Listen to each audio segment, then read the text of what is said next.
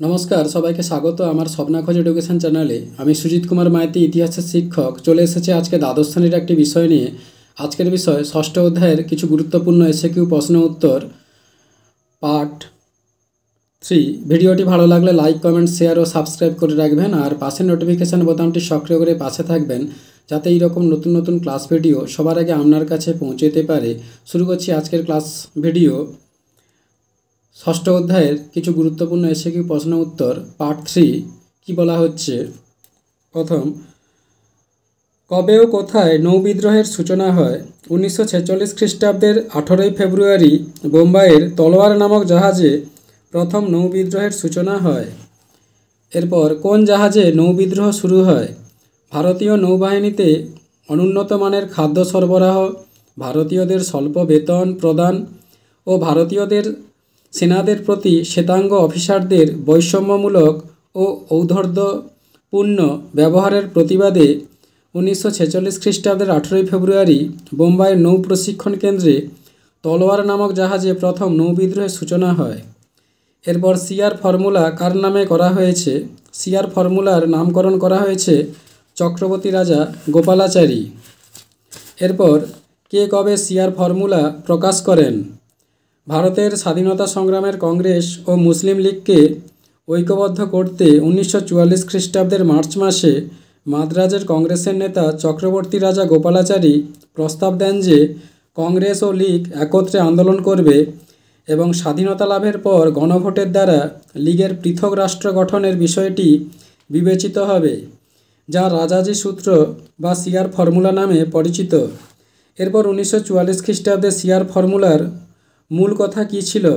1944 খ্রিস্টাব্দের সিআর ফর্মুলার মূল কথা হলো: 1. মুসলিম লীগ কংগ্রেসের স্বাধীনতার দাবি মেনে নেবে এবং অন্তর্বর্তী সরকার গঠন করবে। 2. দ্বিতীয় বিশ্বযুদ্ধের শেষে গণভোটের মাধ্যমে পৃথক পাকিস্তান রাষ্ট্র গঠনের ব্যাপারে সিদ্ধান্ত নেওয়া হবে ইত্যাদি। এরপর ওয়াভেল পরিকল্পনা কি? ভারতের রাজনৈতিক অচলাবস্থা দূর করতে ও ক্ষমতা হস্তান্তরের প্রেক্ষাপট হিসেবে বড়লাট লর্ড ওয়াভেল 1945 খ্রিস্টাব্দের 14ই জুন কংগ্রেস ও মুসলিম লীগের কাছে একটি পরিকল্পনা পেশ করেন, যা ওয়াভেল পরিকল্পনা নামে পরিচিত। এরপর ক্যাবিনেট মিশন কেন ভারতে আসে? ভারতের স্বাধীনতা সংক্রান্ত বিষয় আলোচনার জন্য ক্যাবিনেট মিশন ভারতে আসে। এরপর ক্যাবিনেট মিশনের 3 জন সদস্যের নাম। ক্যাবিনেট মিশনের 3 জন সদস্য হলেন যথাক্রমে: 1. Sir Pethick Lawrence, 2. Sir Stafford Cripps, 3. A V Alexander. এরপর ক্যাবিনেট মিশনের প্রস্তাবে কি বলা হয়? ক্যাবিনেট মিশনের প্রস্তাবে বলা হয়: 1. ব্রিটিশ শাসিত ভারত ও দেশীয় রাজ্যগুলি নিয়ে একটি যুক্তরাষ্ট্র গঠিত হবে। 2.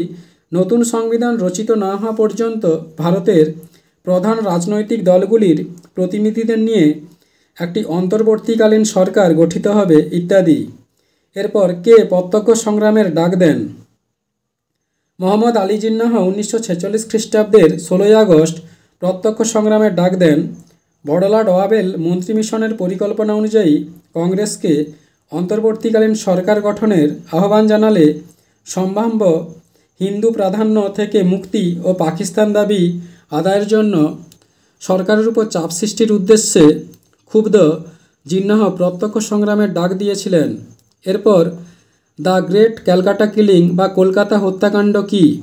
পৃথক পাকিস্তান রাষ্ট্রের দাবিতে মুসলিম লীগ 1946 খ্রিস্টাব্দের 16ই আগস্ট প্রত্যক্ষ সংগ্রামের ডাক দিলে বাংলায় লীগ প্রধানমন্ত্রী হোসেন শহীদ সুহরাওয়ার্দীর প্রত্যক্ষ মদদে পরবর্তী 4 দিন পুলিশ ও প্রশাসনকে সম্পূর্ণ নিষ্ক্রিয় রেখে কলকাতায় যে ব্যাপক দাঙ্গা, অত্যাচার, হত্যাকাণ্ড ও লুণ্ঠন চলে, তাতে কয়েক হাজার নিরীহ মানুষ মারা যায়। দ্য স্টেটসম্যান পত্রিকা এই ঘটনাকে দ্য গ্রেট ক্যালকাটা কিলিং বা কলকাতা হত্যাকাণ্ড বলে বর্ণনা করেছেন। এরপর অন্তর্বর্তী সরকার কবেকার নেতৃত্বে গঠিত হয়েছিল? 1946 খ্রিস্টাব্দের 2রা সেপ্টেম্বর মন্ত্রী মিশনের সুপারিশ অনুযায়ী কংগ্রেস নেতা জওহরলাল নেহরুর নেতৃত্বে অন্তর্বর্তী সরকার গঠিত হয়। এরপর ভারতের সংবিধান সভার সভাপতি কে ছিলেন? ভারতের সংবিধান সভার সভাপতি ছিলেন ডক্টর রাজেন্দ্র প্রসাদ। এরপর ভারতের সংবিধানের খসড়া কমিটির সভাপতি কে ছিলেন? ভারতের সংবিধানের খসড়া কমিটির সভাপতি ছিলেন ডক্টর ভীমরাও রামজি আম্বেদকর। এরপর মাউন্টব্যাটেন পরিকল্পনা কি? ব্রিটিশ পার্লামেন্টে ভারত বিভাগের পরিকল্পনা অনুমোদিত হওয়ার পর 1947 খ্রিস্টাব্দের 3রা জুন লর্ড মাউন্টব্যাটেন তা ঘোষণা করেন। এই ঘোষণায় মাউন্টব্যাটেন পরিকল্পনা নামে পরিচিত। এরপর 1947 খ্রিস্টাব্দের 15ই আগস্ট ভারতের ইতিহাসে কেন গুরুত্বপূর্ণ? 1947 খ্রিস্টাব্দের 15ই আগস্ট ভারত দীর্ঘ 190 বছরের ব্রিটিশ শাসনের অধীনতা পাশ থেকে মুক্ত হয়ে স্বাধীন ভারতরূপে আত্মপ্রকাশ করে। এরপর পরাধীন ভারতের শেষ ভাইসরয় কে ছিলেন? পরাধীন ভারতের শেষ ভাইসরয় ছিলেন লর্ড মাউন্টব্যাটেন। এরপর ভারতের স্বাধীনতার সময় ব্রিটেনের প্রধানমন্ত্রী কে ছিলেন? ভারতের স্বাধীনতার সময় ব্রিটিশ প্রধানমন্ত্রী ছিলেন ক্লেমেন্ট এটলি। এরপর ভারত কবে প্রজাতন্ত্র হলো?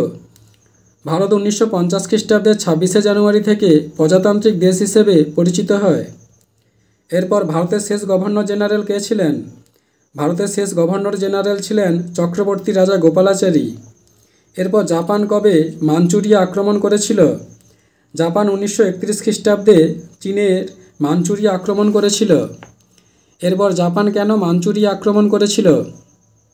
জাপানের ক্রমবর্ধমান জনসংখ্যার জন্য বাসস্থান, কাঁচামাল সংগ্রহ, উৎপাদিত পণ্য বিক্রির বাজার, আর্থিক গুরুত্ব প্রভৃতি একাধিক উদ্দেশ্য সাধনের জন্য জাপান মাঞ্চুরিয়া আক্রমণ করেছিল।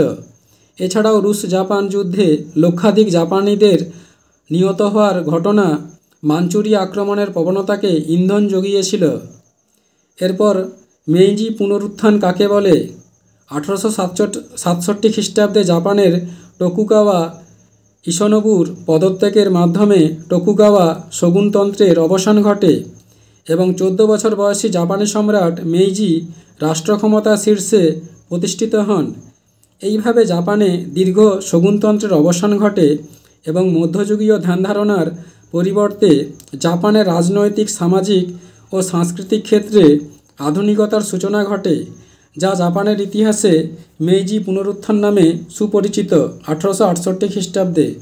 বন্ধুরা, এখানে ক্লাস ভিডিওটি শেষ হলো। পরবর্তীকালে আবার একটি নতুন ক্লাস ভিডিও নিয়ে উপস্থিত হব।